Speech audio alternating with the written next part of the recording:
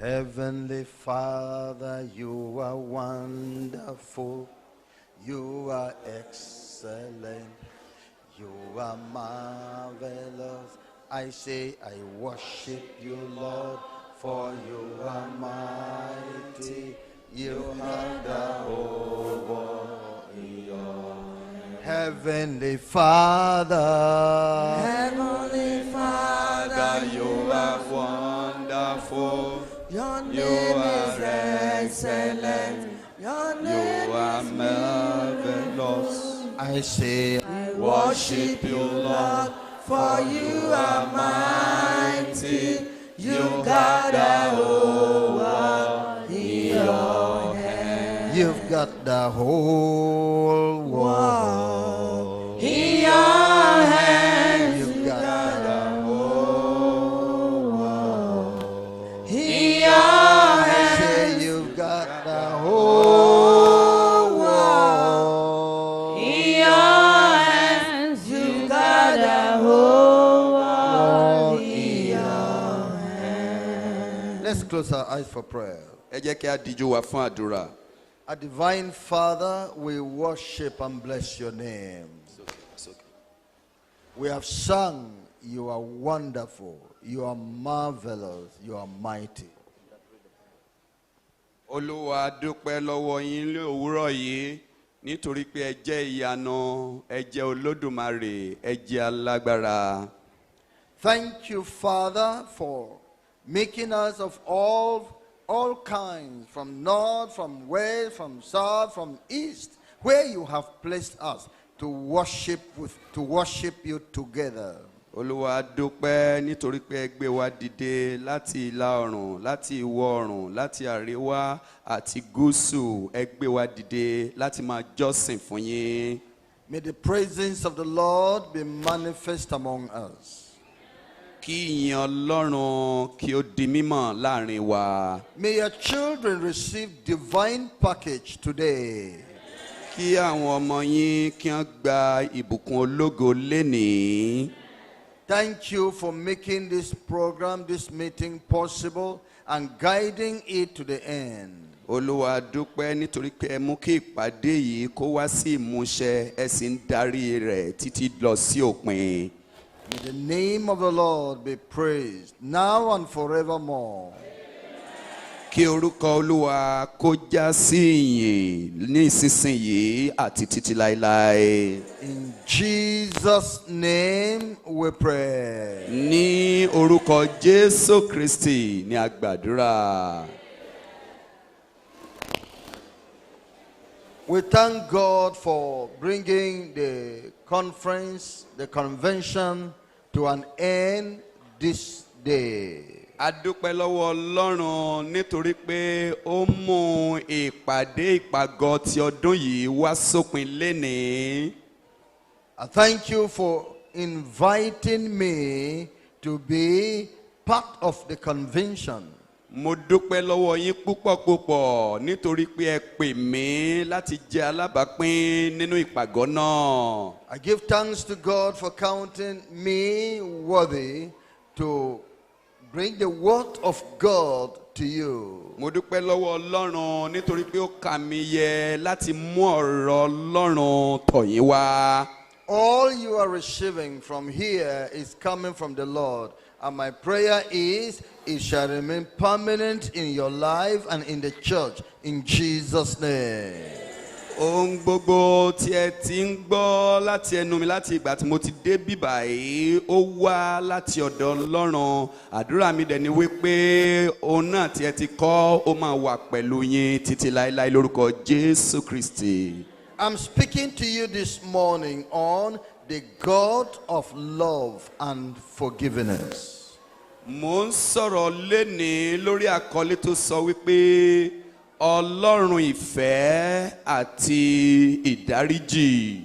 The God of love and forgiveness. Ọlọ́run ìfẹ́ àti ìdáríjì.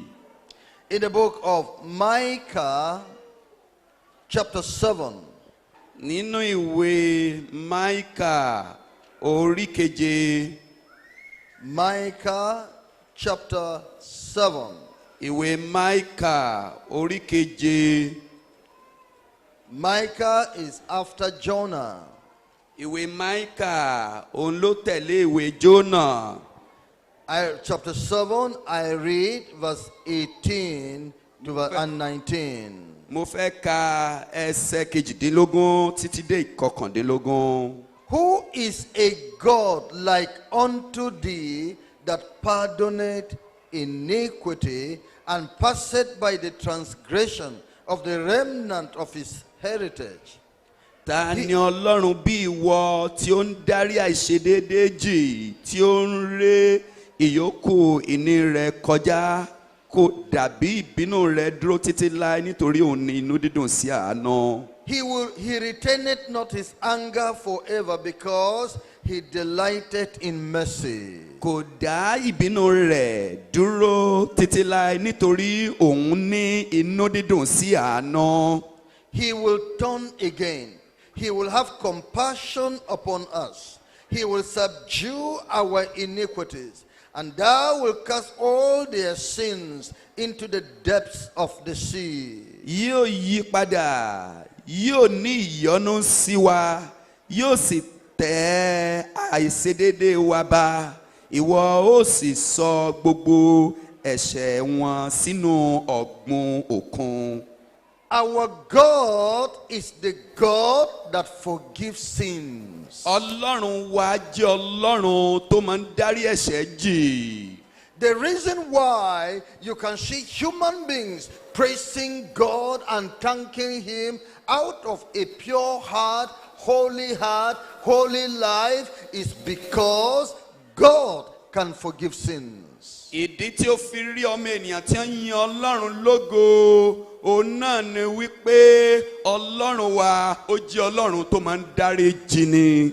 You have some human beings, you said this man can forgive. If you ask the man to forgive you for what you have done against him, he will forgive you. Ó máa ń gbọ́ lẹ́nu àwọn ènìyàn wípé ẹni yìí máa ń dárí jì ni, tó o bá bẹ̀ ẹ́ kó dárí jì ọ́ nítorí ohun tí o ti ṣe sí i, ó máa dárí jì ẹ́. God can forgive sins. God can forgive sins. Ọlọ́run máa ń dárí ẹ̀ṣẹ̀ jì ni. Now, you could maybe offend your wife. You have done something terrible to your wife, like a particular man. He had committed adultery with so many women, and he came to his wife after he heard the word of God and broke down and said, forgive me, even to your friends. I've committed adultery with them. Can you forgive me? The wife forgave him. Bí o bá dẹ́ṣẹ̀ sí ìyàwó rẹ gẹ́gẹ́ bí ọkùnrin kan tó dẹ́ṣẹ̀ sí ìyàwó rẹ̀ nípa ṣíṣe panṣágà pẹ̀lú ẹlòmíràn níta, nígbà tí ìyẹn wá síwájú rẹ̀, ó dẹ̀ bẹ̀ ẹ́ wípé kó dáríjì òun, ó ṣetán láti dáríjì. And because the wife forgave him, they're living in peace, they're living in love, and he is humble before his wife, and the wife is enjoying him more. Why is he happy with his wife? Is because she forgave him. Nítorí pé ìyàwó rẹ̀ dẹ̀ dáríjì, wọ́n bẹ̀rẹ̀ sí ní gbé nínú ìfẹ́, wọ́n bẹ̀rẹ̀ sí ní gbé ní àlàáfíà, ayọ̀ dẹ̀ kún inú wọn. Èéṣe tí eléyìí fi rí bẹ́ẹ̀? Nítorí pé ìyàwó ó dáríjì ni. There are people who think only men can commit adultery. They don't think women can also, married women can also commit adultery. For of course, maybe there are some men too, that their wives have also committed adultery. In some ways, they fell into sin. They come back to their husbands and say, no, my husband, I have failed. I've broken the covenant of marriage. Somebody else has known my nakedness. I'm sorry. And the husbands with a whole heart say, I have forgiven you. Bẹ́ẹ̀ ni a ṣàkíyèsí pé àwọn obìnrin pẹ̀lú wọ́n máa ń dẹ́ṣẹ̀ panṣágà. A ṣe àkíyèsí ẹnìkan ńgbà tó dẹ́ṣẹ̀ panṣágà yìí, ó tọ̀ ọkọ rẹ̀ lọ, ó ní ọkọ mi, mo ti ṣe ohun tí ò yẹ kí n ṣe, mo ti ṣe àṣemáṣe, mo ti bá ọkùnrin mìíràn lò pọ̀, jọ̀wọ́ mo bẹ̀ ọ́ forí jì mí mi ò dẹ̀ ní ṣe bẹ́ẹ̀ mọ́. Ọkọ dẹ̀ forí jìn nítorí pé ó ní ẹ̀mí ìrẹ̀lẹ̀ àti ẹ̀mí gbígba òtítọ́. A particular woman also who offended her husband sought counsel from me, and I gave her the counsel: go back to your husband, expose your sin to your husband, and demand his forgiveness. Obìnrin kan pẹ̀lú ó tọ̀ mí wá, ó sọ wípé òun ti dẹ́ṣẹ̀ sí ọkọ òun. Mo dẹ̀ gbà á ní ìmọ̀ràn wípé kó tọ̀ ọkọ rẹ̀ lọ, kó lọ bẹ̀ ọkọ rẹ̀. Ọkọ rẹ̀ dẹ̀ ó dẹ̀ lọ bẹ̀ ọkọ rẹ̀ ní tòótọ́, ọkọ rẹ̀ foríjì. What was the sin of the woman? She committed adultery and got pregnant to a child. What is it that the third child of their own third child was not the husband's own child? Why? Because of adultery. Obìnrin ẹ̀ṣẹ̀ wo ló dá? Ó dẹ́ṣẹ̀ panṣágà nínú eléyìí tó ní oyún tó dẹ̀ bí ọmọ. Eléyìí jẹ́ ọmọ kẹta tó bí yìí kì í ṣe fún ọkọ rẹ̀. Ó bí ọmọ yìí fún àlè níta. She hid it from her husband, but her heart never had rest. All the time fear. If Jesus comes now, hey, if Jesus will, hey, let him not come here. And until when? So she had been in that condition for years. Ìṣẹ̀lẹ̀ yìí ó wá fi pamọ́ fún ọkọ rẹ̀, ṣùgbọ́n láti ìgbà dé ìgbà tó bá ti rántí ẹ̀rù á bà á, ìwárìrì á bà á, ó bẹ̀rẹ̀ sí ní pa eléyìí mọ́ sí ọkàn rẹ̀ fún ọ̀pọ̀lọpọ̀ ọdún. Then she came at this gospel I am preaching to you, the gospel of righteousness, truth, and holiness. Nígbà tí ó jẹ́ alábàápàdé iṣẹ́ ìránṣẹ́ òtítọ́ tí mo ń wà fún yín yìí, iṣẹ́ ìránṣẹ́ òtítọ́ àti ìwà mímọ́, ìgbà tó ṣe alábàápàdé rẹ̀ tí a wàásù rẹ̀ fún. And the gospel says righteousness and peace have kissed each other. Bẹ́ẹ̀ ni iṣẹ́ ìránṣẹ́ náà sọ wípé ìwà òdodo àti àlàáfíà wọ́n ti fi ẹnu kóra wọn. The reason why you don't have peace in your marriage, in your heart, is because that thing, you have offended your husband, you have offended your wife, and as a result, you don't have boldness again. You are always afraid. Go and confess and seek forgiveness, and peace will come to your life. Ìdí tí ó fi sí àlàáfíà nínú ìdílé rẹ, nínú ìgbéyàwó rẹ, òun ni wípé o ti dẹ́ṣẹ̀ sí aya rẹ tàbí sí ọkọ rẹ. Ìdí nìyẹn tí o kò fi ní àlàáfíà àti ìbàlẹ̀ ọkàn. Ṣùgbọ́n lẹ́yìn ìgbà tó bá ti gbọ́ iṣẹ́ ìránṣẹ́ ìtàn, tọ̀ ọkọ rẹ tàbí aya rẹ lọ kí o jẹ́wọ́ fún, kí àlàáfíà kí ó bá lè padà sínú ìdílé rẹ. But how can I go to my husband and say not only that I committed adultery, but that one of our children, the child he loves, is not his own? Which type of life? I will scatter this marriage. I will scatter. This cannot happen. It cannot happen. Báwo ni mo ṣe máa sọ eléyìí fún ọkọ mi? Kì í ṣe pé mo ṣe panṣágà nìkan. Ọ̀kan nínú àwọn ọmọ tí mo bí yìí kì í ṣe tirẹ̀. Tí máa lọ sọ̀rọ̀ eléyìí, kí ló máa ṣẹlẹ̀? Ogun dé. Báwo ni mo ṣe máa sọ eléyìí fún? The God that sustains the sun in the sky, hanging upon nothing, all these years he will sustain that marriage. Ọlọ́run tó ń ṣe ìtọ́jú ọmọ ní àárín òfurufú fún ọ̀pọ̀lọpọ̀ ìgbà, Ọlọ́run kan náà ó máa ṣe ìtọ́jú ọmọ yẹn. Go and do the truth, and the truth shall make you free, and you will enjoy peace and assurance. Lọ ṣe òtítọ́, òtítọ́ á dẹ̀ wá sọ ọ́ di òmìnira, wàá wá bẹ̀rẹ̀ sí máa gbádùn àlàáfíà àti ìbàlẹ̀ ọkàn. Then the woman went to her husband. Nígbà náà ni obìnrin yìí wá tọ̀ ọkọ rẹ̀ lọ. And knelt before her husband. Ó kúnlẹ̀ síwájú ọkọ rẹ̀. And said, my husband, Ó ní ọkọ mi. I have sinned before God and against you. Mo ti dẹ́ṣẹ̀ sí Ọlọ́run àti lòdì sí ọ. I am sorry, I don't know how to say it. Ó ṣe mí láàánú, mi ò mọ bí mo ṣe máa sọ ọ́. I committed adultery. Mo ṣe panṣágà. More than that, ó tiẹ̀ tún jù bẹ́ẹ̀ yẹn lọ. This child of ours is not your child. It came out of adultery. Ọmọ yìí kì í ṣe ọmọ rẹ, mo bí nípasẹ̀ panṣágà. The husband kept quiet a little while.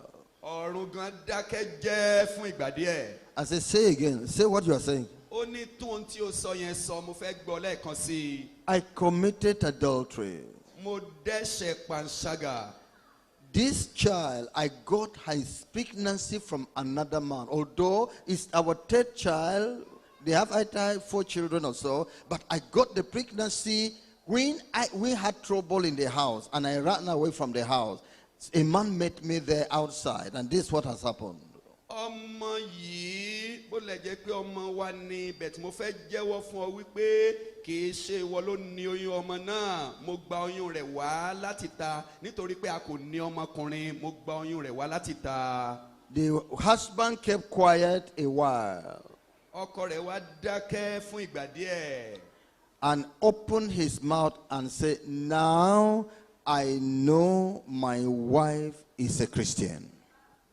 Ọkùnrin náà wá la inú rẹ̀, ó wá jẹ́wọ́ wípé ní ìsinsìnyí ni mo tó mọ̀ pé lótìtọ́ ìyàwó mi Kìrìsìtẹ́nì tòótọ́ ni. You have been talking of I'm born again, I'm changed, I'm changed. I've been watching you. I didn't mean it could be pretense, but with this thing you have said, I now know you are true, you have changed. Mo ti ń gbọ́ lẹ́nu rẹ̀ pé mo di àtúnbí, mo ti mọ Ọlọ́run Kìrìsìtẹ́nì ni mí ní báyìí, mo ti ń gbọ́ tó ń sọ yẹn, ṣùgbọ́n mi ò gbàgbọ́ tẹ́lẹ̀. Ní ìsinsìnyí pẹ̀lú ìjẹ́wọ́ rẹ yìí, òye yé mi ní òtítọ́ pé Kìrìsìtẹ́nì òtítọ́ ni ọ́. Now, don't bother about the matter. Ní ìsinsìnyí mo fẹ́ sọ fún ọ wípé má bọkàn jẹ́ lórí ọ̀rọ̀ yẹn. You are forgiven. Mo dáríjì ọ́. Don't talk about it again. This child is my child. Má ṣe sọ kó nípa rẹ̀ mọ́, ọmọ yìí ọmọ tèmi ni. Praise the Lord. Hallelujah. Don't say it anymore. It's my child. Má sọ nǹkan kan nípa rẹ̀ mọ́, ọmọ mi ni. I'm going to take care of him. I'm going to... He's just like any other children. He's my child. Mo máa tọ́jú rẹ̀, mo máa ṣe ohun gbogbo tó yẹ fún un. Láti ẹsẹ̀kẹsẹ̀ lójú kan náà ń bẹ̀ yẹn, ó bẹ̀rẹ̀ sí gba ọmọ náà pé ọmọ tòun ni. Now, the next thing is, take me to the church that taught you this type of Christian life. I want to belong there. Ohun kan tó kù báyìí tó máa ṣe fún mi ni pé inú ìjọ tí wọ́n ti kọ́ ní irú ẹ̀kọ́ ìgbé ayé Kìrìsìtẹ́nì báyìí mú mi lọ síbẹ̀, èmi gan pẹ̀lú mo fẹ́ di Kìrìsìtẹ́nì. Apart from that, the wife had gotten her peace day and night. She will not be at peace. Lord Jesus, you can now come. Láti ìgbà yẹn obìnrin tí kò ní àlàáfíà lọ́kàn, tí ò ní ìbàlẹ̀ ọkàn tẹ́lẹ̀, lẹ́yìn ìgbà tó ṣe ìjẹ́wọ́ yìí, àlàáfíà àti ìbàlẹ̀ ọkàn ó wá wọnú ayé rẹ̀, ó retí Jésù Kristi kó máa bọ̀. She has also won a convert, and the convert is her husband. Bẹ́ẹ̀ ni ó ti jogún ẹnìkan fún Ọlọ́run, ẹni tó jogún fún Ọlọ́run náà ni ọkọ rẹ̀. You shall follow the truth shall make your life free. Tí ìwọ bá tẹ̀lé òtítọ́, òtítọ́ yóò sọ ìgbé ayé rẹ di òmìnira. You shall speak the truth, and the truth shall make your family free. Ìwọ gbọ́dọ̀ máa sọ òtítọ́, òtítọ́ á dẹ̀ fún ẹbí rẹ ní òmìnira. Now, this is just what a man can do. Ní báyìí a ti gbọ́ ohun tí ọmọ ènìyàn lè ṣe nìyí. And yet you shake your head and say, this man has tried. Mo wá mi orí mi pé nítòótọ́ ọkùnrin yìí ó ti gbìyànjú. What about the God that made the man, that is himself forgiveness? Mélòó wá ní Ọlọ́run tó ṣẹ̀dá ọkùnrin yìí tó jẹ́ pé òun gan fúnra rẹ̀ ìdáríjì ni. How much more will God forgive you for whatever you have done in this life? Mélòó ni Ọlọ́run ṣetán láti dáríjì ẹ́ fún gbogbo ibi yòówù tí o bá ṣe nínú ayé yìí. It is you that have been suffering yourself. Hey, If I come to God and say, I kill human being, I did this one, how will it be? I say you are the one suffering yourself. Who is God like unto thee that can forgive iniquity? Ìwọ ló ń jẹ ara rẹ níyà tó dẹ̀ rò pé báwo ni mo ṣe máa la ẹnu mi sọ fún Ọlọ́run pé mo ti dẹ́ṣẹ̀ báyìí, mo ti pànìyàn, mo ṣe no. Ọlọ́run ń retí rẹ, ìwọ ló kàn jẹ ara rẹ níyà. Your heart is always afraid of God. Hey. Take that matter to God in prayer and say, oh God, forgive me. You shall be forgiven. Ọkàn rẹ máa ń dá ọ lẹ́bi ní gbogbo ìgbà. Àwa máa wárìrì. Ọ̀ràn yẹn mú tọ̀ Ọlọ́run lọ. Sọ fún Ọlọ́run, mo ti ṣe báyìí. Olúwa dẹ̀ dáríjì ẹ́. He is interested in love and not in anger against you. Olúwa ní ìfẹ́ sí ìfẹ́, kò dẹ̀ ní ìfẹ́ sí ìbínú lòdì sí ẹ. He created you as an object of love and not an object of anger. Ó dá ọ gẹ́gẹ́ bí àwòrán ìfẹ́, kì í ṣe nínú àwòrán ìbínú. His plan is how to put you in a position where he will love you, not in a position where he will judge you. That's not what he's planning. Ìpinnu rẹ̀ ni pé ó fẹ́ láti fi ẹ́ sí ipò tí òun ó ti máa fi ìfẹ́ hàn sí ọ, kì í ṣe láti fi ọ́ sí ipò tí yóò fi máa ní ìbínú lòdì sí ẹ. I know the thoughts I have towards you. Mo mọ irú èròǹgbà tí mo ní sí yín. Thoughts of peace and not of evil. Èròǹgbà àlàáfíà kì í ṣe èrò ibi. In the book of Jeremiah. Nínú ìwé Jeremiah. Jeremiah chapter 31. Ìwé Jeremiah orí kọkànlélọ́gbọ̀n. I read verse 3. Mo fẹ́ ka ẹsẹ̀ kẹta. Jeremiah 31 verse 3. Ìwé Jeremiah orí kọkànlélọ́gbọ̀n ẹsẹ̀ kẹta. The Lord had appeared of old unto me, saying, yea, I have loved thee with an everlasting love. Therefore, with loving kindness have I drawn thee. Olúwa ti fi ara hàn fún mi láti òkèèrè pé nítòótọ́ èmi fi ìfẹ́ ní ayérayé fẹ́ ọ. Nítorí náà ni èmi ti ṣe pàtórí ọ̀fẹ́ mọ́ fún ọ. I have loved thee with an everlasting love. Mo ti fẹ́ràn rẹ pẹ̀lú ìfẹ́ ayérayé. With loving kindness I brought you to myself. Pẹ̀lú ìfẹ́ ó ní mo fà ọ́ wá sí ọ̀dọ̀ ara mi. With loving kindness I brought you to the church. Pẹ̀lú ìfẹ́ ni mo fi fà ọ́ wá sínú ilé ìjọsìn. With loving kindness I brought you to this program. Pẹ̀lú ìfẹ́ ni mo ṣe fà ọ́ wá sínú ìpéjọpọ̀ ìpàdé yìí. All the ways of God towards you, they are the ways of love. Gbogbo ọ̀rọ̀ Ọlọ́run tó ń kọ sí yín, ó jí ọ̀rọ̀ ìfẹ́. I want you to watch. Mo fẹ́ kí ẹ kíyèsára. You wake up this morning. Ẹ jí dìde ní òwúrọ̀ yìí. Was oxygen enough for you throughout the night that you breathe and until you woke up very well this morning? The air. Bẹ́ẹ̀ ni ó ń sọ yín láti ọ̀gànjọ́ òru bí ẹ ṣe sùn títí tí ẹ fi dé òwúrọ̀ yìí. That is the air God gave you so you can live. Ó ń fún yín ní èémí tí ẹ mí sínú síta, eléyìí jẹ́ èémí tí ó fi fún yín kí ẹ lè wà láàyè. Did you see the sun in the sky shining around you, giving you light so you can move about freely? Ó fún yín ní oòrùn ní àwọ̀ sánmà. Oòrùn náà ń tàn, ó ṣe eléyìí fún yín kí ẹ bá lè wà láàyè. That is the love of God for you. Eléyìí jẹ́ ìfẹ́ Ọlọ́run fún yín. Did you see the circumstance around you favoring you, blessing your life? You found food to eat, you found water to drink, water to take bath, and so on. You found these things well? Ẹ wo gbogbo àyíká yín ohun tí ó ń ṣe fún yín, á fún yín ní oúnjẹ tí ẹ máa jẹ, ẹ̀mí àlàáfíà sí mú. Eléyìí jẹ́ àpẹẹrẹ ìfẹ́ Ọlọ́run. This is the love of God for you. Eléyìí jẹ́ ìfẹ́ Ọlọ́run fún yín. He said, as for you, my plan is to love you forever.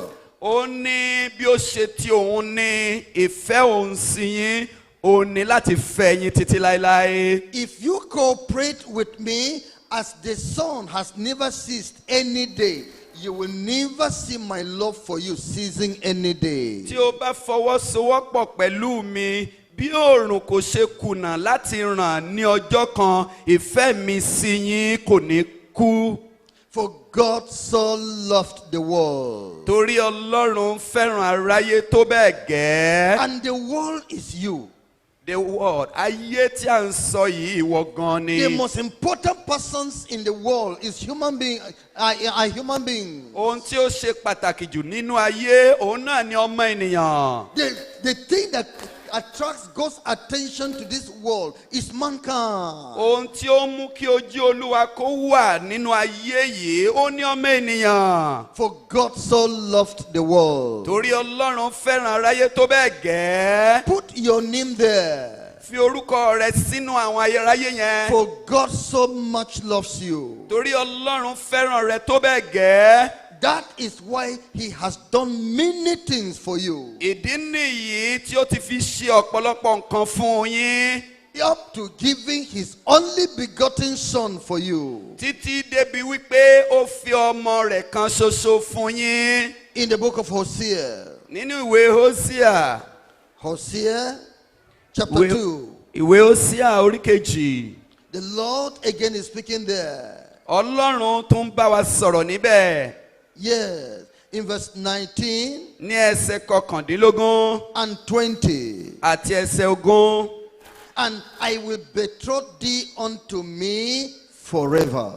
Èmi ó sì fẹ́ ọ fún ara mi títí láé. Yeah, I will betroth thee unto me in righteousness and in judgment and in loving kindness and in mercy. Nítòótọ́ èmi ó sì fẹ́ ọ fún ara mi ní òdodo ní ìdájọ́ àti ní ìyọ́nú. I will even betroth thee unto me in faithfulness, and thou shalt know the Lord. Èmi ó tilẹ̀ fẹ́ ọ fún ara mi ní òtítọ́, ìwọ yóò sì mọ Olúwa. Can you see the plan of God Ó here? jẹ́ kíyèsí ìpinnu Ọlọ́run níbí báyìí. As a man goes to a woman and say, I love you and I want to marry you. Bí ọkùnrin ṣe máa ń tọ ọmọbìnrin lọ tí a sọ wípé mo fẹ́ràn rẹ, mo dẹ̀ fẹ́ fẹ́ ọ láya. And if the woman accepts, then she becomes his betrothed wife. Nítòótọ́ tí ọmọbìnrin yìí bá dẹ̀ gbà, ó di ìyàwó tó fẹ́ fẹ́.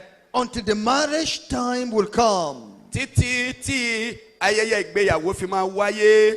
God is saying here, my plan is to draw you closer, to love you as a man draws a woman he intends to marry closer and loves her. Ọlọ́run sọ fún wa báyìí wípé ìfẹ́ rẹ̀ ni láti fà ọ́ mọ́ra kí òun dẹ̀ fẹ́ràn rẹ gẹ́gẹ́ bí ọkùnrin ṣe máa ń bá ọmọbìnrin tó fẹ́ràn sọ̀rọ̀ tó dẹ̀ máa ń fà á wá sílé rẹ̀. I will betroth thee unto me for how long?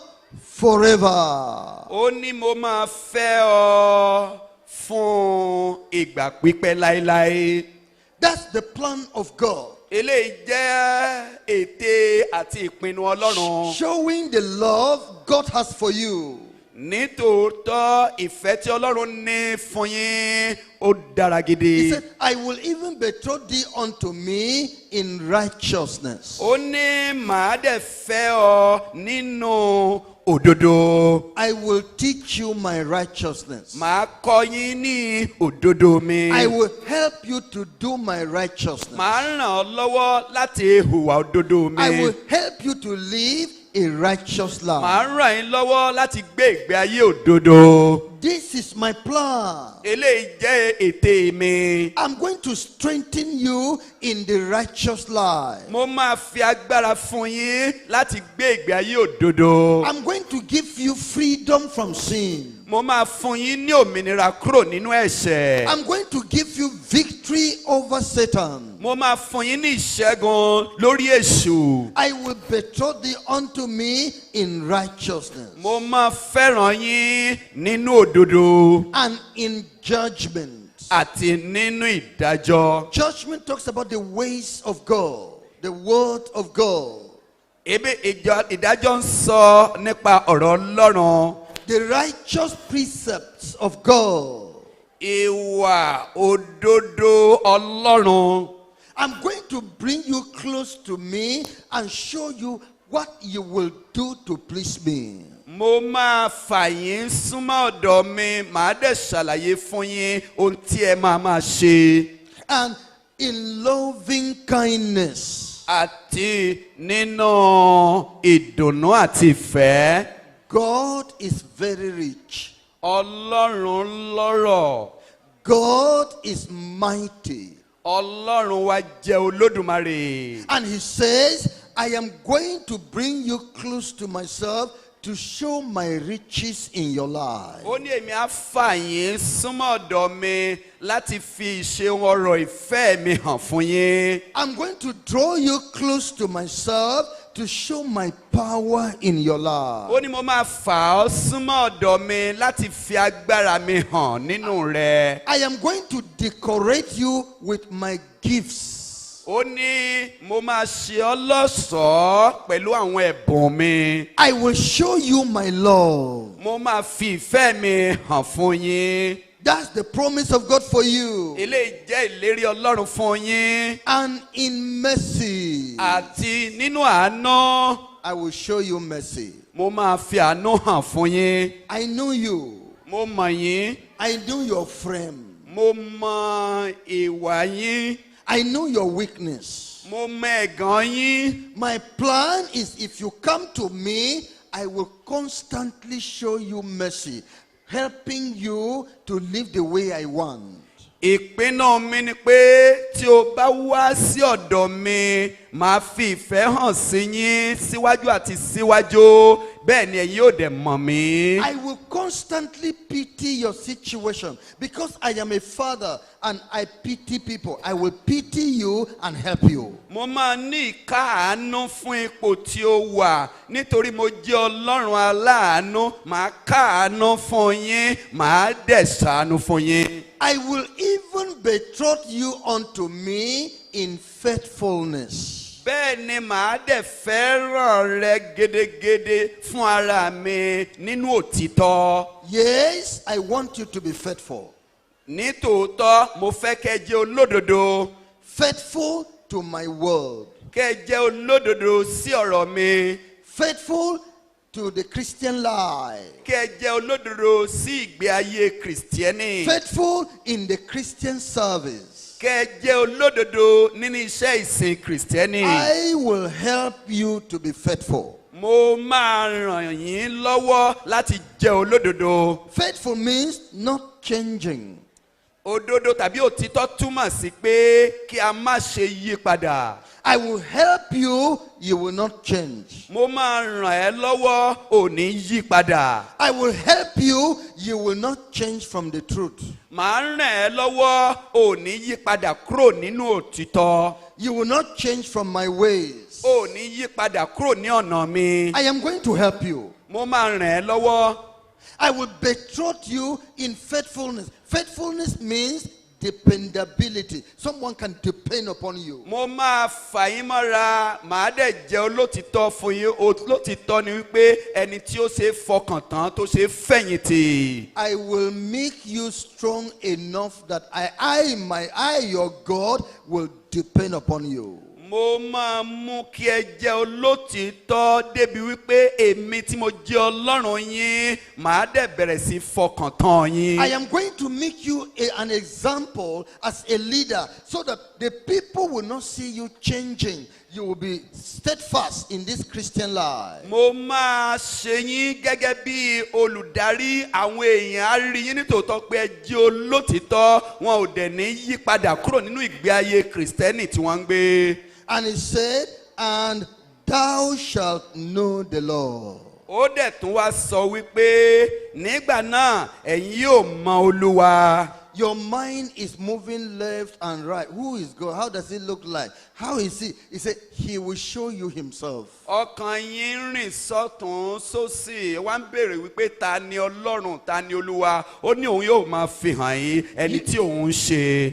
God is promising you that because of the love he has for you, he will show you himself. Ọlọ́run ń ṣèlérí fún yín wípé nítorí irú ìfẹ́ tí ó ní sí yín, òun máa ṣe àfihàn ara òun fún yín. He will cause your heart to understand him. Ó máa mú kí ọkàn yín kó ní òye òun. Can you see the love of God for yourself? Ó wá ti rí ìfẹ́ Ọlọ́run fún ara rẹ bí? Can you see the love of God for the church? Ó wá ti kíyèsí ìfẹ́ Ọlọ́run fún ìjọ bí? If God did not love this assembly, I would have not been here. Tí Ọlọ́run kò bá fẹ́ràn ìpéjọpọ̀ yìí ni mi ò bá ti ní oore ọ̀fẹ́ láti wá sínú ìpàdé yìí. If God did not love this church, I would have not come here. Ká ní wípé Ọlọ́run kò fẹ́ràn ìjọ yìí ni mi ò bá ti wá sí bíbá yìí. If God had given this church over to judgment, just ready to destroy it, there would have not been this mercy that would have brought me here. Ká ní wípé Ọlọ́run ti jọ̀wọ́ ìjọ yìí fún ìparun ni àánú tí ó fà mí wá sí bíbá yìí kò bá ti gbé mi wá síbí. I'm announcing to you, you have a God of love. His eyes of love are over this congregation. Mò ń kéde fún yín Ọlọ́run ìfẹ́, ojú ìfẹ́ Ọlọ́run tí ó ní sí ìpéjọpọ̀ yìí. His eyes of love are over your leaders.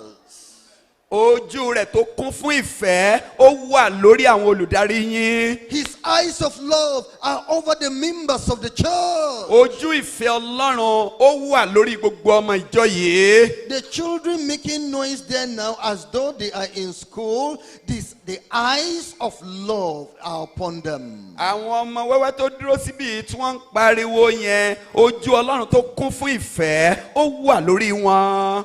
As you see the choir, you see the effort they have been making all this while, the eyes of love are upon each member of the choir. Bẹ́ẹ̀ ṣe kíyèsí àwọn akọrin yìí látìgbà tí wọ́n ti wà níbí tí wọ́n ń kọrin, ojú Ọlọ́run, ojú ìfẹ́ Ọlọ́run ó wà lórí ọ̀kọ̀ọ̀kan wọn. Then I want you to confidently do this. Nítorí náà mo fẹ́ kí ẹ ṣe eléyìí pẹ̀lú gbogbo ìgboyà. Lay hand upon your heart. Gbé ọwọ́ rẹ lé ọkàn àyà rẹ. Say this one confidently. Sọ eléyìí pẹ̀lú ìdánilójú. About yourself. About yourself. Kí o sọ eléyìí nípa tìrẹ. God loves me. Ọlọ́run fẹ́ràn mi. Kò sí Yorùbá ń bẹ̀. Now, say it so confident that all those people who think that God has cast you away, God, that you are too wicked, you are too evil, God will judge you, God will cut off your head. Let them know that this God is not the way they're thinking. That this God still has love for you. Say it again. God loves me. Gbogbo àwọn tí ó rò wípé Ọlọ́run ti kọ̀yìn sí wọn, Ọlọ́run ti dijú sí wọn, Ọlọ́run kò lè gba àwọn mọ́. Mo fẹ́ kí o mọ eléyìí pé Ọlọ́run sọ pé òun fẹ́ràn rẹ. Mo fẹ́ kí ìwọ pẹ̀lú kó la ẹnu rẹ kó jẹ́wọ́ rẹ̀ wípé Olúwa fẹ́ràn mi. You know, the devil has been discouraging you. He thought that that you should go to hell now, that you should die. What are you living in this world for? Who loves you? Tell the devil now confidently. Imagine where the devil is and look at him with a serious eye. God loves me. Bóyá èṣù ti ń dá ọ lẹ́bi, ó ń sọ fún ẹ pé ò nírètí mọ́, ò bá kúkú kú ní ìsinsìnyí kó lọ sí ọ̀run àpáàdì kíákíá nítorí pé Ọlọ́run kò fẹ́ràn rẹ. Bẹ́ẹ̀ tí mo fẹ́ kó jẹ́wọ́ pẹ̀lú ìgboyà kí èṣù gan kó gbọ́ wípé Ọlọ́run fẹ́ràn mi. I'm sure the devil is ashamed now. Mo nígbàgbọ́ pé ojú ti ti èṣù nítorí tìrẹ báyìí. Hallelujah. Hallelujah. But you say, if God loves us, the way you were preaching here, you didn't carry love to this place. Pardon, sir. If God loves us, why were you preaching like that, Pastor? Okay, bóyá èròǹgbà yín wá sọ́kàn rẹ wípé tọ́lọ́run bá fẹ́ràn wa lóòótọ́ báwo lẹ ṣe wá ń wàásù báyìí olùṣọ́ àgùntàn. The first day you came, everybody was discouraged completely. Lọ́jọ́ àkọ́kọ́ tẹ́ kọ́ wàásù yẹ ìbẹ̀rù bójó bá gbogbo ènìyàn. The second day you handed us over to your wife, we poured hellfire. Oh, hell. We were crying. Lọ́jọ́ kejì tẹ́ tún gbéyàwó yín wá kó wàásù fún wa gbogbo wa bẹ̀rẹ̀ sí ní sọ kó kí ló ṣẹlẹ̀. Everybody say it's part of love. Gbogbo ènìyàn sọ wípé ara àpẹẹrẹ ìfẹ́ ni. His reproof of love, whatever reproof, shouting, quarreling you, is part of love. Ìdí tí Ọlọ́run fi ń kìlọ̀ fún yín, tó fi ń bá yín sọ̀rọ̀, tó ń kìlọ̀ fún yín, ó jẹ́ àpẹẹrẹ pé ó fẹ́ràn yín ni. In the book of Revelation chapter 3. Nínú ìwé ìfihàn orí kẹta. Revelation, we read chapter 3. Ìwé ìfihàn, a ó ka ẹsẹ̀ kẹta.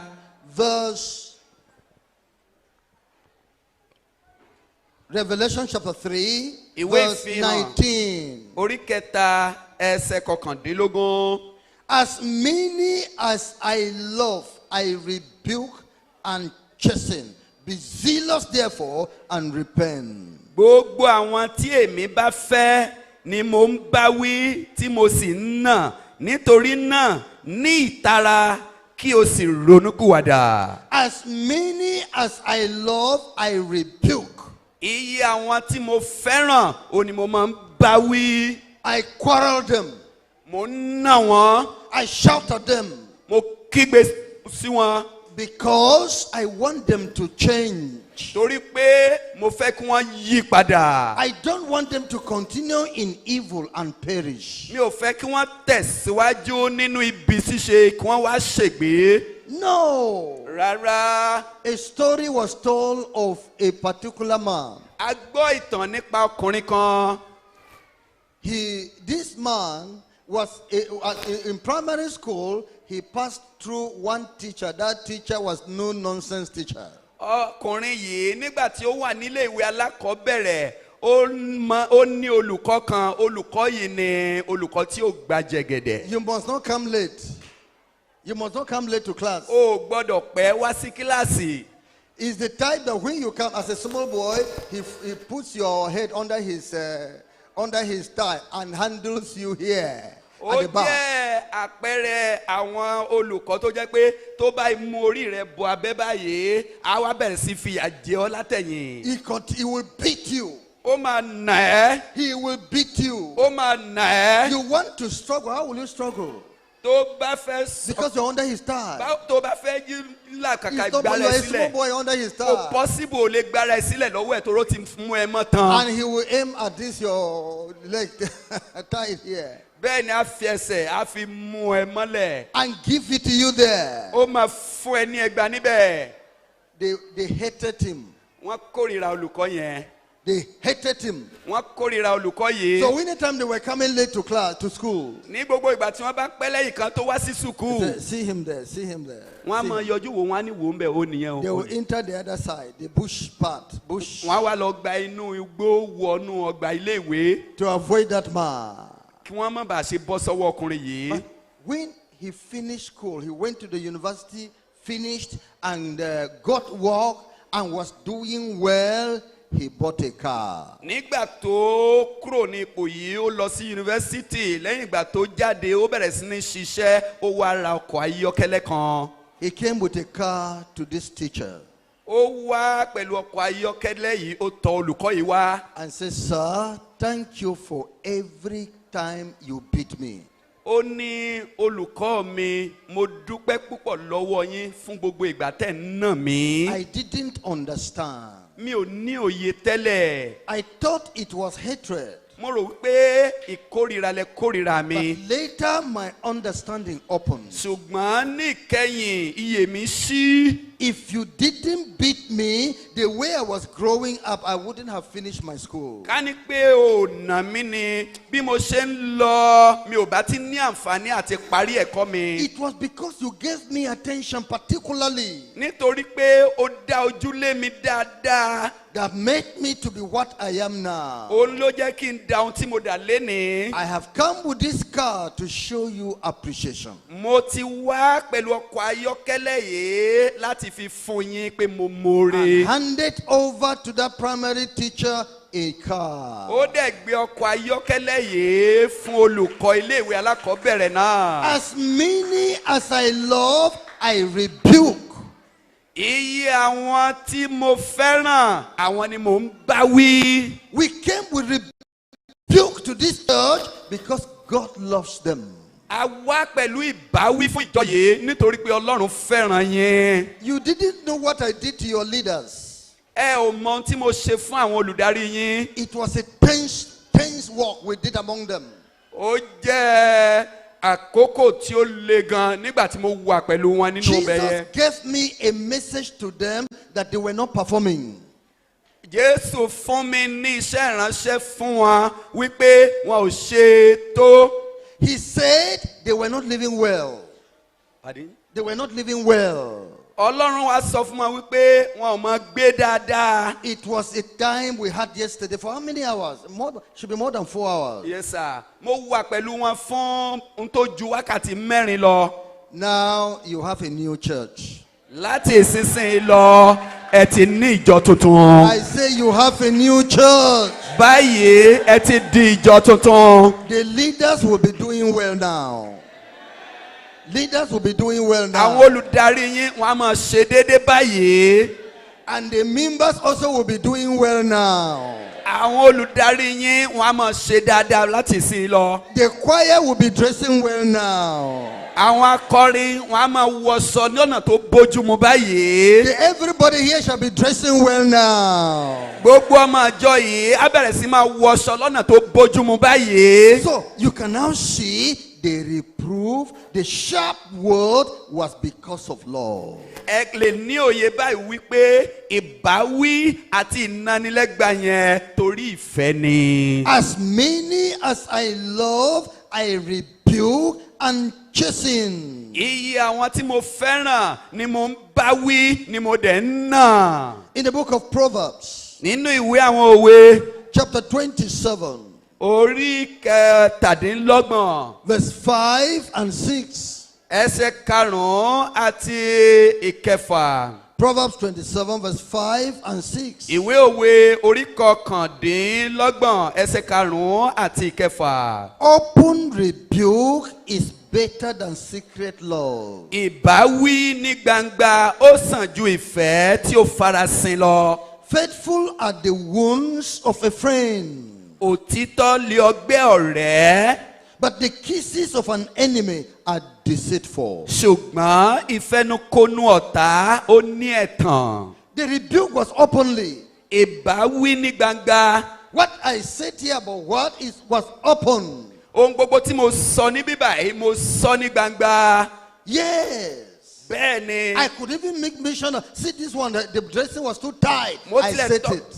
mo tilẹ̀ tọ́ka sí ẹnìkan wípé wo ẹnìkan wo skẹ́ẹ̀tì ẹ̀ bó ṣe fún un pínpínpín. I brought out some women to demonstrate to you Mo how wá- how you should dress down. Your skirts should go to the right level. Mo kó àwọn obìnrin kan síta, mo lò wọ́n láti ṣe àpẹẹrẹ bí o ṣe ní láti wọṣọ kí aṣọ kó bo ìhòhò rẹ. That is better for you Irú eléyìí ló dára fún yín. than I should be saying, I am praying for you, I am praying for you, and Jo- I will not be praying for you. Jó kí a sọ wípé mò ń gbàdúrà fún yín, mò ń gbàdúrà fún yín, mi ò The dẹ̀ gbàdúrà. preaching, the attitude would have been hard and difficult.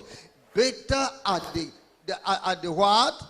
The smiting of a friend than that the enemy comes and kisses you as Judas kissed Jesus. Ọlọ́run wá sọ fún wa wípé ẹ gba ọ̀rẹ́ lára ẹni ó sàn ju ìfẹnukonu tó kún fún ẹ̀tàn lọ. That's what the word of God is saying. Eléyìí jẹ́ ohun tí ọ̀rọ̀ Ọlọ́run ń sọ. You have got it openly Ó ti gbọ́ ní gbangba because God loves you. nítorí pé Ọlọ́run fẹ́ràn yín. Never ever think that we came with hatred.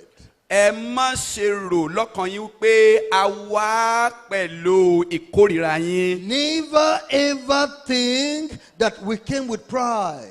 Ẹ má ṣe rò wípé a wá láti fi ìkórìíra hàn fún yín. Joseph treated his brethren in a way they were afraid. Jósẹ́fù ó lo àwọn arákùnrin rẹ̀ ní ọ̀nà tó ṣẹ̀rù bà àwọn arákùnrin rẹ̀. You are spies. Ẹ jẹ́ àmì. You have come to spy the land of Ẹ Egypt. ti wá láti ṣe àmì ilẹ̀ Íjíbítì. Inside him was love. Nínú rẹ̀ ìfẹ́ wà ń bẹ̀. Inside him there was a joy going on. Thank God I've gotten my brethren. They will come to Egypt. They will bring my father to Egypt. We shall stay in Egypt. I am happy. Nínú ọkàn Jósẹ́fù ìfẹ́ wà ń bẹ̀, inú rẹ̀ dùn pé àwọn arákùnrin mi ti wá bí, wọ́n á lọ mú bàbá mi wá sí Egypt, wọ́n á dẹ̀ róúnjẹ jẹ dáadáa. Nínú rẹ̀ lọ́hùn-ún ìfẹ́ lẹ́kùnrẹ́rẹ́ ló wà níbẹ̀. So that is it. Ìdí nìyẹn.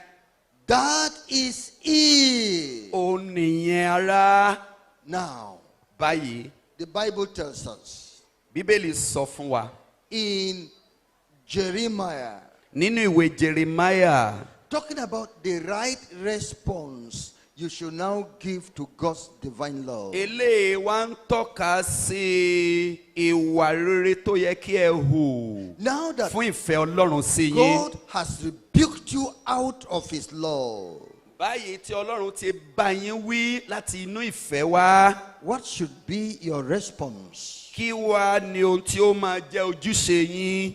Is God has come not to cast you away, but to draw you to his holiness. What should be your response? Nígbà tí Ọlọ́run kò bá kọ̀ yín tó dẹ̀ fà yín mọ́ra sínú ìwà mímọ́ rẹ̀, kí ni ó ní láti ṣe?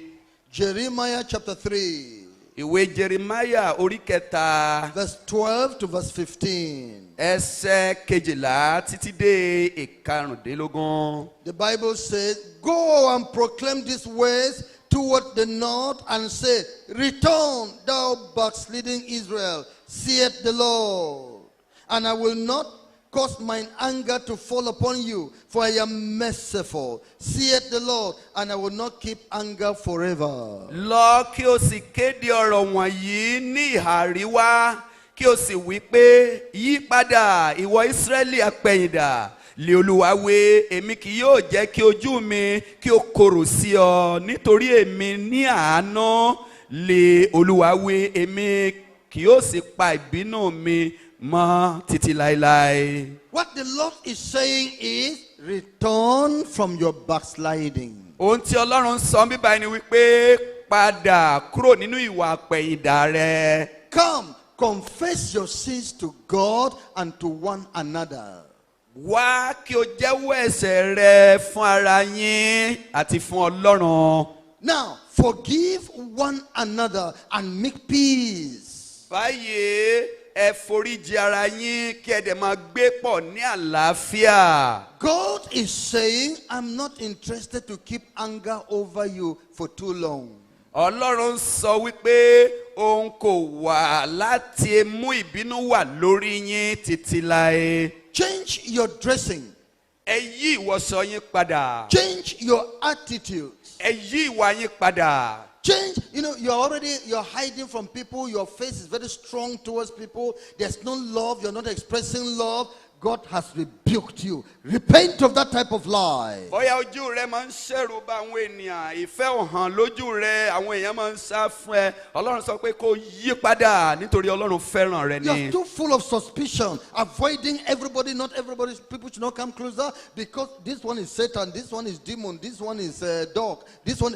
Get off that character and accept your brethren in love. Ó máa ń ronú ibi sí àwọn ènìyàn rẹ̀, ó wà nítorí yẹn ò ní lè súnmọ́ wọn, ò ní lè fara mọ́ wọn. Ọlọ́run sọ pé kó yí padà nínú gbogbo ìwà yẹn kí o ní ìfẹ́ sí ara yín. Open up that the Lord might shine among you. Ẹ fi ṣí ọkàn yín sílẹ̀ kí ìmọ́lẹ̀ Ọlọ́run kó bá lè tàn láàrin He yín. said, I am merciful, saith the Lord. Ó ní mo kún fún àánú, òní Ọlọ́run wí. Your brother has offended. Ọlákùnrin rẹ ó ti ṣẹ̀ ọ́. All you are thinking of is how to blow off his head.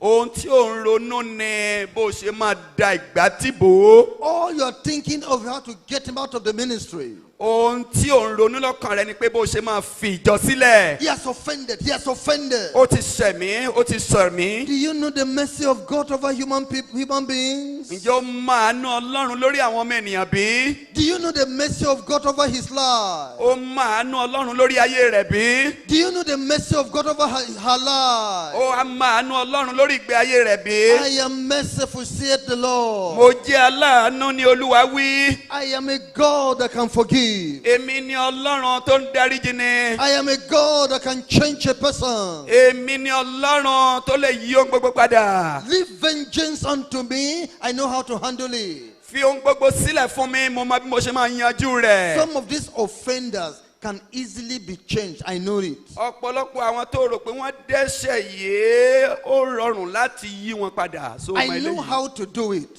mo mọ bí mo ṣe máa ṣe. That's why he said, take away this darkness from among you, live in peace, live in love, and give me chance to operate. Ìdí nìyí tí Ọlọ́run fi sọ pé gbé ojú rẹ kúrò lára àṣìṣe rẹ̀, fi sílẹ̀ fún mi, mo mọ bí mo ṣe máa fọwọ́ tọ́, mo mọ bí mo ṣe máa yí padà. Only acknowledge thine iniquity, that thou hast transgressed against the Lord thy God, and hast scattered thy ways to the strangers under every green tree, and ye have not obeyed my voice, saith the Lord. Sáà jẹ́wọ́ ẹ̀ṣẹ̀ rẹ pé ìwọ ti ṣẹ̀ sí Olúwa Ọlọ́run rẹ, àti pé ó sì tú ọ̀nà rẹ̀ ká fún àwọn àlejò lábẹ́ igi tútù gbogbo, ṣùgbọ́n ẹ̀yin kò gba ohùn mi gbọ́, lé Olúwa wí. Only acknowledge, realize your evil, the evil of your dressing, your evil of every. See what you employed from the secular world to the church. Check those things. Get them out of among you.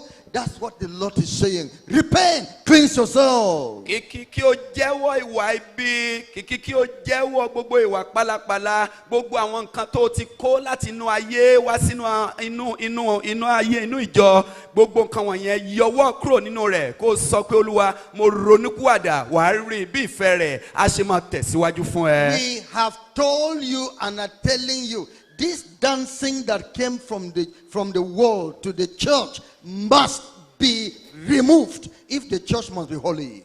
A ti sọ fún yín wípé àwọn irú ijó tí a mú wá láti inú ayé yẹn ẹ ní láti yí padà kúrò nínú rẹ̀ tí ìjọ bá máa wà ní mímọ́. This dancing came in maybe around the 80s to the church. Àwọn ijó wọ̀nyí wọ́n wá sínú ìjọ ní nǹkan bí ọdún 1980. It's a new world order. Ó jẹ́ àpẹẹrẹ ìgbé ayé tuntun. It's worshiping the Lord in the flesh. Ó tọ́ka sí sísìn Ọlọ́run nínú ẹran ara. And they that are in the flesh cannot please God. Àwọn tí ó dẹ̀ wà nínú ẹran ara wọn ò lè wu Ọlọ́run. Take note of this thing. Cup all these excesses that have come in and purify yourself. Saith the Lord, I am married unto you. I want you to remain my precious people. Ẹ yí padà nínú nǹkan kan wọ̀nyí, gbogbo àwọn àṣejù ìkan tí à ń ṣe láṣejù, ẹ yọwọ́ nínú rẹ̀, ẹ dín wọn kù, kó wá sọ fún Ọlọ́run, mo ti tọ̀ yín wá, Ọlọ́run mi, mo dẹ̀ jẹ́ ọmọ rẹ títí láé. Turn, O backsliding children, saith the Lord, for I am married unto you. I will take you one of a city and two of a family, and I will bring you to Zion. Ẹ yí padà sí Ọlọ́run, gbogbo àwọn àjèjì, ẹ wá sí Síónì, ẹ fi ọkàn yín fún Ọlọ́run.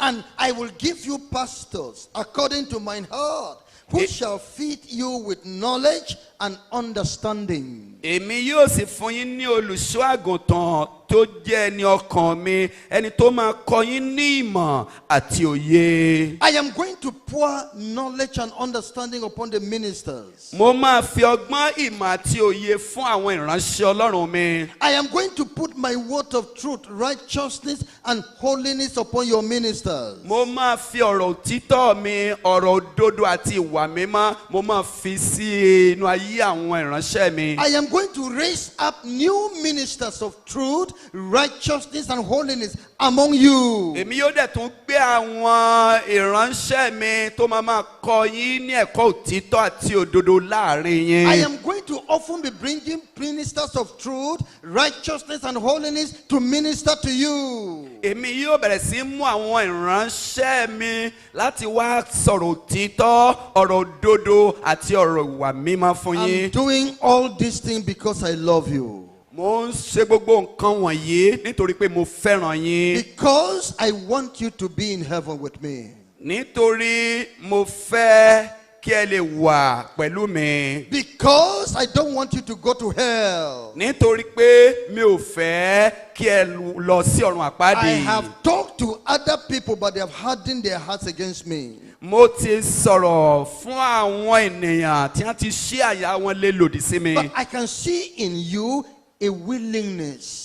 Ṣùgbọ́n mo kíyèsí ẹ̀yin wípé ẹ ní ìmúra láti ṣe ìyípadà. I can see in you a desire to serve me. Mo wá ṣàkíyèsí láàrin yín ìpòǹgbẹ láti sìn mí. That is why I am opening my heart wide unto you. Ìdí nìyí tí mo fi ṣí ọkàn mi sílẹ̀ fún yín. That is why I am pouring my grace abundantly upon you. Ìdí nìyí tí mo fi ń fọ́n oore ọ̀fẹ́ mi sórí yín lọ́pọ̀lọpọ̀. That is the truth. Eléyìí jẹ́ òtítọ́. Accept it and do it. Gba òtítọ́ yìí kó o dẹ̀ máa rìn nínú Move rẹ̀. in this line. Nínú ayé yìí, When the saints will be marching in, nígbà tí àwọn ènìyàn mímọ́ yóò bá máa yan wọlé, you will be in the number. ó máa jẹ́ ọ̀kan lára wọn. You will be in the number. Ó máa jẹ́ ọ̀kan lára wọn. Choir, you will also be in the number. Ẹ̀yin akọrin, ẹ máa jẹ́ ọ̀kan lára wọn. Pastors, you will be in the number. Ẹ̀yin olùṣọ́ àgùntàn, ẹ máa jẹ́ ọ̀kan lára wọn. Let's rise up and commit ourselves to the Lord. Ẹ jẹ́ kí a dìde ká fi ara wa lé Ọlọ́run Rise up lọ́wọ́. and say, Lord, I've heard your voice. Sọ fún Ọlọ́run pé Olúwa, mo ti gbọ́ ohùn I rẹ. will do as you have said. Mo máa ṣe ohun tí o ti sọ fún mi. Let's worship the Lord. Let's worship the Lord. Ẹ jẹ́ kí a yin Ọlọ́run. Ẹ jẹ́ ká yin Let's Ọlọ́run. praise the Lord. Let's thank the Lord. Ẹ jẹ́ ká dúpẹ́ lọ́wọ́ Ọlọ́run. Ẹ jẹ́ ká dúpẹ́ lọ́wọ́ Ọlọ́run. Let's give glory to the Lord. Ẹ jẹ́ ká fi ògo fún Ọlọ́run. Let's give glory to the Lord. Ẹ jẹ́ ká fi ògo fún Ọlọ́run. Let's give praises to the Lord. Ẹ jẹ́ ká fi ìyìn fún Ọlọ́run. Commit yourself to Him. Commit yourself to Him. Fi ọkàn rẹ fún, fi ògo fún Ọlọ́run. There is none holy as the Lord. As the Lord. There is none beside thee. None beside thee. Neither is there Submit to Him. Submit to any Him. rock Worship Him. like our God. There is none holy as the Lord. Holy as the Lord. Holy as the Lord. I love the Lord. There is none Worship Him. beside. Worship Him. Ẹ fi Worship ọwọ́ Him. yín ẹ yin Let God be Ọlọ́run. worshipped. Ẹ fi ọwọ́ yín yin Ọlọ́run bí ẹ ṣe kọrin yẹn. Let God be worshipped. Thank you, Jesus. Like Hallelujah. our God, there is none holy as the Lord. Amen. Amen. Blessings and glory, wisdom, thanksgiving, honor, Hallelujah. power and might be unto our God forever and ever. Amen. Amen. Amen. Blessings and glory, Hallelujah. wisdom, thanksgiving, Worship God. Worship God. Worship the God of heaven. Worship Him.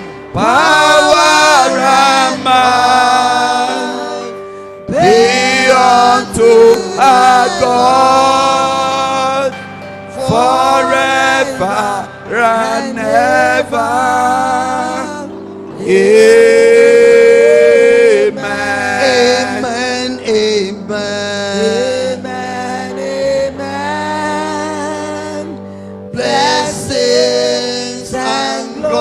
glory, wisdom, thanksgiving, and honor,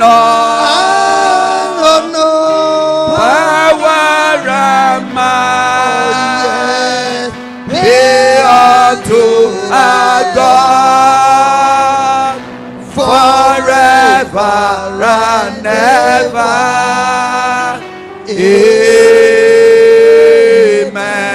Amen. For the Lord God omnipotent reigneth.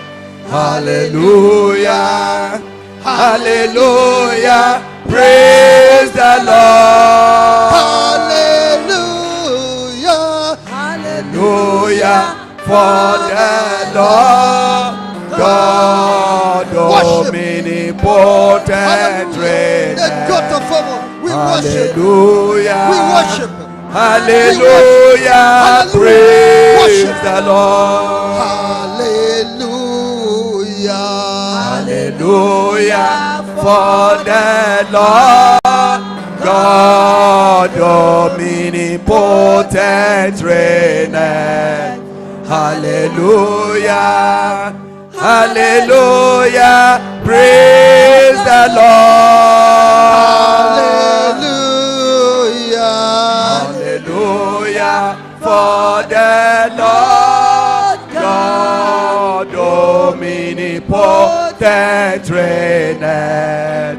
Hallelujah, hallelujah, praise the Lord. It's only you, Jesus, it's only you.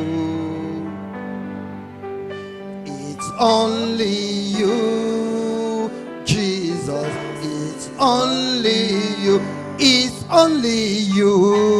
It's only you. Worship him. Jesus. It's only you. Yes, it's only you. It's only you. Jesus. It's only you. Yes, it's only you. It's Only you. Jesus. Jesus, It's only you. yes, it's only you. It's only You, you. Jesus, Jesus is only you. we love you, Lord. Jesus, we love you, Lord. We love you, Lord.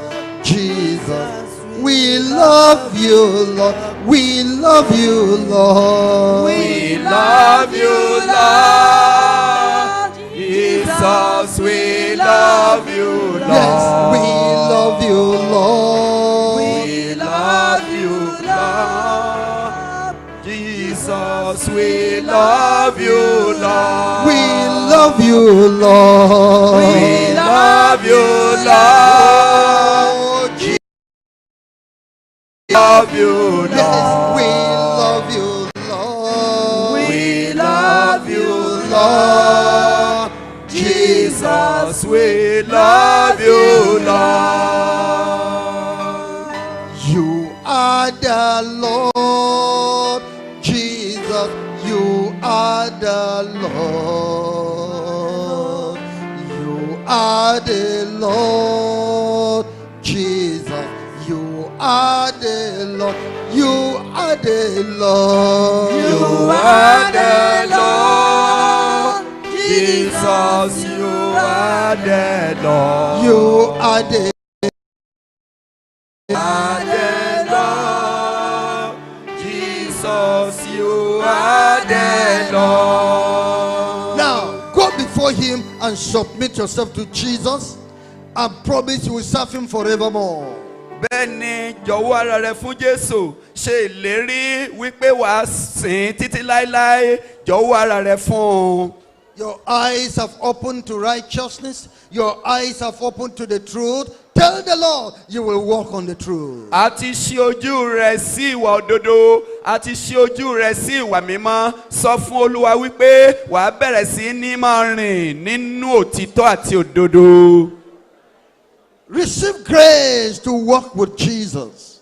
Gba orí ọ̀fẹ́ láti máa bá Jésù rìn. Everybody be praying. Everybody close your eyes and be praying. Gbogbo ènìyàn ẹ bẹ̀rẹ̀ sí ní gbàdúrà, ẹ díjú yín kí ẹ bẹ̀rẹ̀ sí ní gbàdúrà. Talk to Jesus. Talk to God about yourself, about your life, about the church. Bá Ọlọ́run sọ̀rọ̀, bá Jésù sọ̀rọ̀ nípa ìgbé ayé rẹ àti nípa ìjọ rẹ̀. Appreciate His love. Appreciate His love. Appreciate His kindness. Fi ẹ̀mí ìmoore hàn sí ìfẹ́ rẹ̀, fi ẹ̀mí ìmoore hàn sí àánú rẹ̀. Make promises to God. You will serve the Lord. Let the leaders promise God we shall lead well. Bẹ̀rẹ̀ sí ṣèlérí fún Ọlọ́run pé ó máa sìn. Jẹ́ kí àwọn olùdarí kí wọ́n ṣèlérí wípé àwọn máa darí dáadáa. In Jesus' name we pray. Lórúkọ Jésù Kristi ní a gbàdúrà. Now, what do you want God to do for you? Báyìí kí ni o fẹ́ kí Ọlọ́run kó ṣe fún ẹ? When Elijah was going, he said, Elisha, I am now going. What do you want me to do for you? Nígbà tí Elijah ń lọ, ó sọ fún Elisha wípé kí ló fẹ́ kí n ṣe fún ẹ? Now, what do you want for the church? Kí ni ohun tí ò ń fẹ́ fún ìjọ yìí? What do you want for your family? Kí ni ohun tí ò ń fẹ́ fún ẹbí rẹ? What do you want God to do for your children? Kí ni ò ń fẹ́ kí Ọlọ́run kó ṣe fún àwọn ọmọ rẹ? What requests are you making to God for your marriage? Kí ni ohun tí ò ń fẹ́ kí Ọlọ́run kó ṣe nínú ìgbéyàwó rẹ? What requests are you making to God for your school? Kí ni ohun náà tí ò ń wojú fún lọ́dọ̀ Ọlọ́run fún ẹ̀kọ́ rẹ? What do you want God to do in your business? Kí ni o fẹ́ kí Ọlọ́run kó ṣe nínú iṣẹ́ òwò rẹ? This is the time now. Àkókò leléyìí láti The bèrè. blessings of God shall come down. Àkókò tí ìbùkún Ọlọ́run máa This sọ̀kalẹ̀. is the time now. Àkókò náà rèé God shall be distributing blessing. tí Ọlọ́run á bẹ̀rẹ̀ sí ní fún ìbùkún. You will receive blessing. Wàá gba ìbùkún. He said, as we go, we should pray, we should heal the sick. Ó ní bí a ṣe ń wàásù tí a ń lọ kí a máa wo àwọn aláìsàn sàn. He said, we should cast out devils. Ó ní kí a máa lé àwọn ẹ̀mí òkùnkùn jáde. He said, we should bless the people Ó in ní His kí a name. súre fún àwọn ènìyàn. It's time that something good will happen to you. Àkókò rèé fún ohun rere kó ṣẹlẹ̀ sí It yín. is time that to you. Àkókò rèé tí iṣẹ́ ìyanu á ṣẹlẹ̀ nínú ayé rẹ. It is time anointing will be coming from God. Àkókò rèé tí ìfàmì òróró yàn yóò wá láti ọ̀dọ̀ Ọlọ́run. It is time God will open the door of your life. Àkókò rèé tí Ọlọ́run yóò ṣílẹ̀kùn ayé rẹ. It is time the Lord will break your yokes. Àkókò rèé tí Ọlọ́run yóò fọ́ gbogbo àjàgà. The Lord will set you free. Ọlọ́run yóò sọ ẹ́ di òmìnira. The Lord will set you free. Ọlọ́run yóò sọ ẹ́ di òmìnira. It is time angels will be distributing the blessings of God. Àkókò tó tí àwọn áńgẹ́lì yóò máa fún ìbùkún láti ọ̀dọ̀ Ọlọ́run. What do you want me to do for you? Kí ni ohun tí o fẹ́ kí èmi ṣe fún ẹ? What do you want me to do for you? Kí ni ohun tí o fẹ́ kí èmi ṣe fún ẹ? What do you want me to do for you? Kí ni o fẹ́ kí èmi kí o ṣe fún ẹ? That is what Jesus asked the blind man. Eléyìí jẹ́ ìbéèrè tí Jésù Kristi béèrè. Receive your miracle.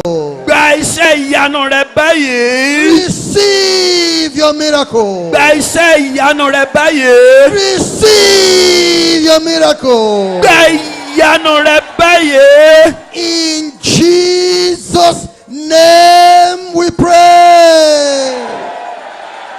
Ní orúkọ Jésù ni a gbàdúrà. Whatever your desire, raise up your hand, receive. Ohunkóhun tí o bá ń bèrè náwó rẹ sókè, mo pàṣẹ, ó yá gbà á. As you raise up your hand by faith in God, something is touching you now. Bí ẹ ṣe gbé ọwọ́ yín sókè pẹ̀lú ìgbàgbọ́, ohun ìyanu ń ṣẹlẹ̀ nínú ayé yín báyìí. Let the power of miracle strike in your life now in the name of Jesus. Kí agbára ìyanu Ọlọ́run kó wọnú ayé yín báyìí lórúkọ Jésù. Almighty Father, I am asking you will release down your power. Ọlọ́run Olódùmarè, mò ń gbàdúrà yín kalẹ̀. Oh Lord, the Holy Ghost shall make dry bones to live. Gbogbo egungun gbígbẹ, mo pa á láṣẹ báyìí, ó yẹ di alààyè. Mighty Father, let there be miracles among your children now in the name of Jesus. Ọlọ́run Olódùmarè, jẹ́ kí iṣẹ́ ìyanu kí ó ṣẹlẹ̀ nínú ayé àwọn ènìyàn rẹ báyìí lórúkọ Jésù. Every power of the devil, every power of witchcraft working against any man, binding any man, any woman, I loose it in the name of Jesus. Gbogbo agbára èṣù, gbogbo agbára oṣù àti àjẹ́ tó ń ṣiṣẹ́ lòdì sí ọkùnrin kankan tàbí obìnrin kankan lórúkọ Jésù, mo tú yín sílẹ̀. All forces of the devil, witches and wizards, hanging against this church, I say, catch fire! Catch fire! Be destroyed in the name of Jesus! Gbogbo agbára òkòkò, gbogbo agbára oṣó àti àjẹ́ tó ń ṣe lòdì sí ìjọ yìí, mo pa á láṣẹ, ó yá gbiná sọnù. Gbiná sọnù lórúkọ Jésù. Every power I raised in any man, any woman, any family, any business, any man from progress, I lose that man. I lose that woman. I lose that family. In the name of Jesus. Gbogbo agbára tó ti gbé ọkùnrin kan dè, tó ti gbé obìnrin kan dè, tàbí tó ti gbé ẹbí yòówù dè, ní ìsinsìnyí mo bá agbára yẹn wí, mo dẹ̀ tú yín sílẹ̀, mo tú ọkùnrin sílẹ̀, mo tú obìnrin sílẹ̀, mo tú ẹbí sílẹ̀ lórúkọ Jésù. I command the power of God upon you. You are going to make progress. You are going to make progress. You will break through your circumstance. It is done. Nípa agbára Ọlọ́run, ẹ ó bẹ̀rẹ̀ sí ní tẹ̀síwájú, ẹ bẹ̀rẹ̀ sí ní ṣe rere ní orúkọ Jésù. Every sickness, every disease, from your head to the sole of your feet, diabetes, hypertension, syphilis, HIV/AIDS, gonorrhea, ulcer, sickle cell, whatever, come out, come out, come out, get out, in the name of Jesus. Gbogbo tó ń jẹ́ àìsàn láti orí rẹ títí dé àtẹ́lẹsẹ̀, àìsàn bí ẹ̀jẹ̀ ríru, àìsàn bí ẹ̀yìn dídùn, àìsàn bí ara ríro, àìsàn bí diabetes, ìtọ̀ ṣúgà, àìsàn fibroid, ohun tó wù kó jẹ́ àìsàn nínú ayé rẹ, mo bá wí báyìí lórúkọ Jésù kó fi ọ́ sílẹ̀. Everything wrong with your intestine, with your kidney, with your bladder, reproductive system, with your lungs, with your liver, anywhere, I command the power of God to set it in order. Set you in order. Amen. Set it in order. Amen. In the name of Jesus. Gbogbo tó ń ṣe lòdì sí ẹ̀dọ̀ rẹ, kíndìnrín rẹ, inú ikùn rẹ, gbogbo ara rẹ, mo pàṣẹ láti ṣiṣẹ́yẹ àtúnṣe kó wọbẹ̀, àtúnṣe kó wọbẹ̀, àtúnṣe kó wọbẹ̀. So Be healed. gba ìwòsàn. Be healed. Gba ìwòsàn. Miracle. Miracle. Miracle. He has come upon your life. The Lord has answered your prayer. Amen. The barren shall give birth to children. The unmarried shall marry. In the name of Jesus. Ìyanu, ìyanu, ìyanu kó ṣẹlẹ̀ nínú ayé rẹ. Ẹni tí ò ra aya tàbí ọkọ fẹ́ kó fọ́kọ. Ẹni tí ò rọ ọmọ bí kó máa bímọ. Ẹni tí ò lálàáfíà kó gbà láàfíà. Ìyanu tí ayé rẹ retí ó yá gbà á. Almighty Father, education of the children, of the youth, look into it and give them advancement. Oh Lord, the business of your children, look into it and give them promotion. Oh Lord, the office work, look into it and advance their life. In the name of Jesus. Olúwa Ọlọ́run Olódùmarè, ètò ẹ̀kọ́ àwọn ọmọ rẹ, mo fẹ́ kó wọnú rẹ̀, kó fún wọn ní oore ọ̀fẹ́. Mo fẹ́ kí o wọnú rẹ̀, kí o mú kí o rọ̀ wọ́n lọ́rùn. Àwọn tó ń ṣiṣẹ́ nílé iṣẹ́, mo fẹ́ kí o wọnú ilé iṣẹ́ wa, kí o ṣe àtúnṣe tó yẹ níbẹ̀. Ní orúkọ Jésù. You evil man, evil woman, evil child. Ìwọ obìnrin búburú, tàbí ọkùnrin búburú, tàbí ọmọ búburú. You have been doing evil against a particular person. Bóyá o ti ń ṣe búburú lòdì sí ẹnìkan. Doing evil against the church. O ti ń ṣe ibi lòdì sí ìjọ. Stop it now. Jáwọ́ nínú rẹ̀ báyìí. By the authority of God, I rebuke you. Nípa àṣẹ Ọlọ́run, mo bá wí. I destroy your power now in the name of Jesus. Mo pa agbára rẹ̀ run lórúkọ Jésù. What do you desire? What do you desire God to give you? Kí ló pinnu kí Ọlọ́run kó ṣe fún ẹ? Take it. Gbà á báyìí. Take it. Gbà á báyìí. Take it. Gbà á báyìí. Take it. Gbà á báyìí. Receive. Gbà á. Hallelujah. Hallelujah. Give a clap offering of joy and rejoicing to Ẹ Jesus. pàtẹ́wọ́ fún Jésù.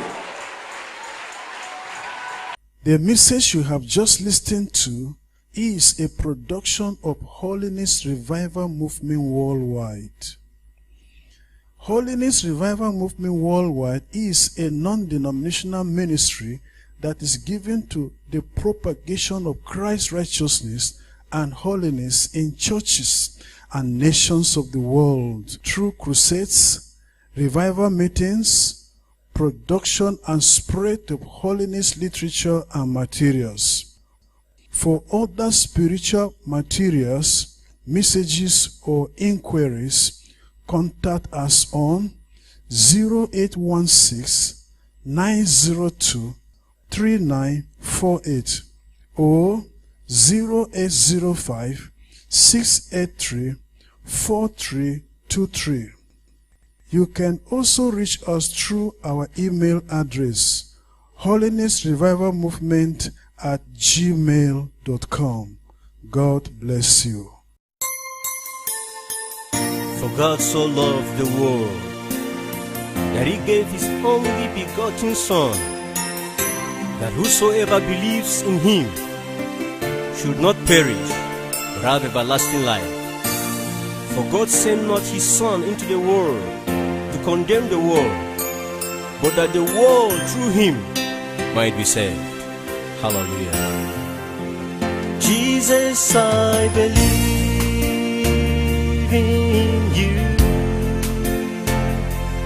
You are my Lord and Savior.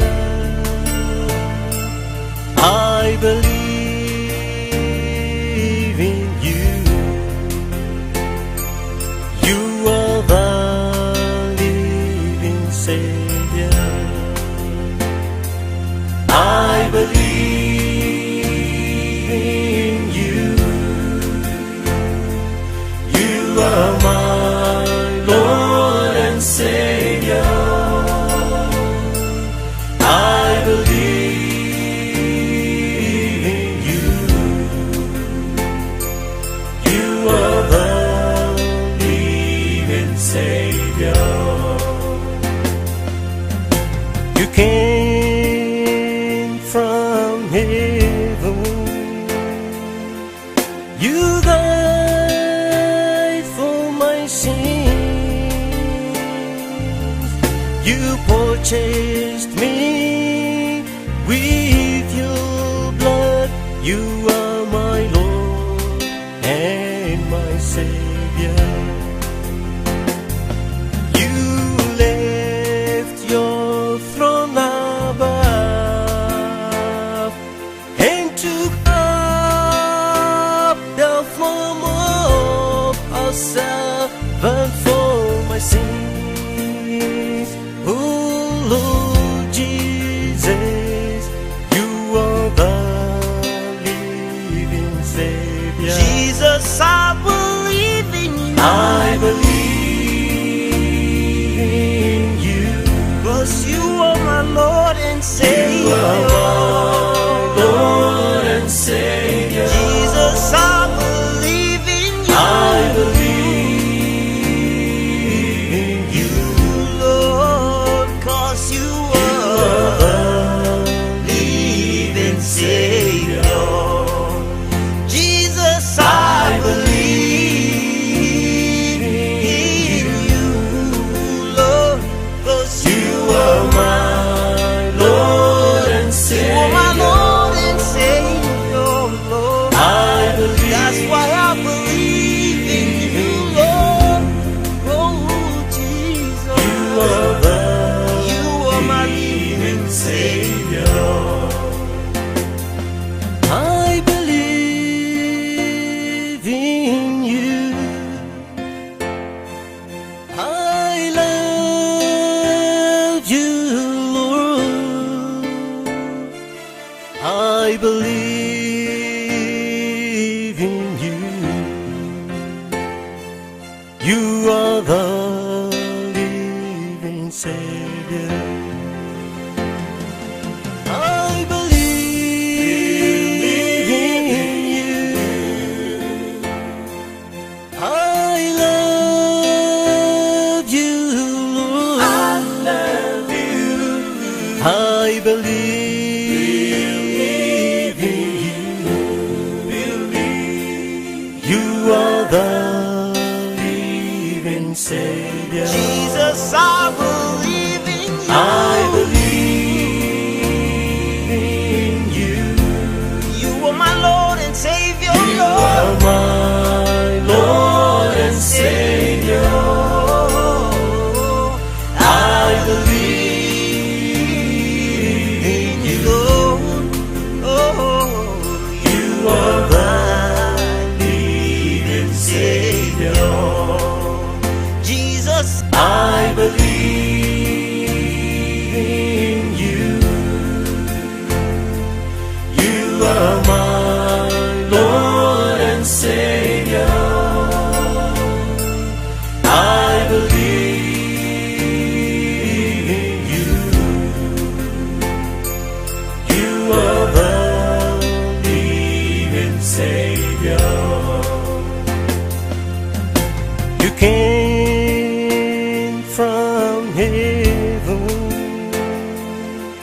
You died for my sins.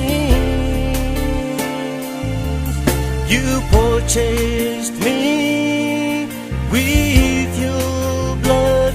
You are my Lord and my Savior. You left your throne above and took up the form of a servant for my sins. Oh Lord Jesus, you are the living Savior. Jesus, I believe in you. I believe in you. 'Cause you are my Lord and Savior. You are